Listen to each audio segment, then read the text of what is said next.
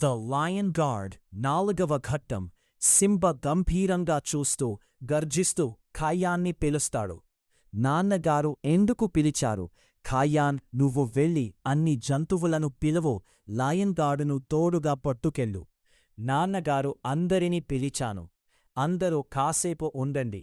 రఫీకి వస్తున్నారో చూడండి. అందరూ నా మాట వినాలి.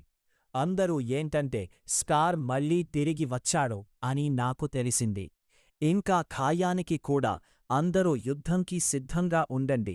నేను ఈ చేట్లను ఇరిగినట్టు వాళ్ల దుమ్ములను వీరిచేస్తా. బండరాయిని చూస్తుంటే నాకు కోపం వస్తుంది. ప్లాన్ గార్డ్, చాలా జాగ్రత్తగా యుద్ధంని గెలవండి. సరే కియారా, మేము నువ్వేమీ బాధపడకు, మేమందరం గెలుస్తాం అని చెప్తాడు. ఓనో, అక్కడ స్కార్ చాలా పెద్ద ప్లాన్స్ వేస్తూ ఉంటాడు. వాళ్ల టీంని రెడీగా ఉంచుతారు. ఆలోప లయన్ గార్డ్ ఇంకా రాజ్యం మొత్తం వస్తుంది.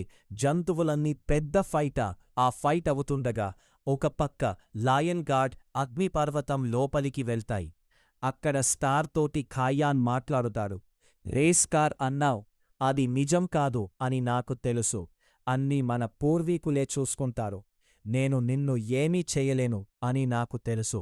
నేను అంతమైపోతున్న హుషారి, కాటువేయి. ఖయాన్ గట్టిగా అరుస్తాడు. అందరూ రఫీకి దగ్గరకు వెళ్తారు. రఫీకి దీనికి ఒక సొల్యూషన్ ఉంది అని చిత్రపటం చూపిస్తాడు. ఆ చిత్రపటాన్ని గుర్తుపెట్టుకుంటాడు. ఓనో, టు బీ కంటిన్యూడ్.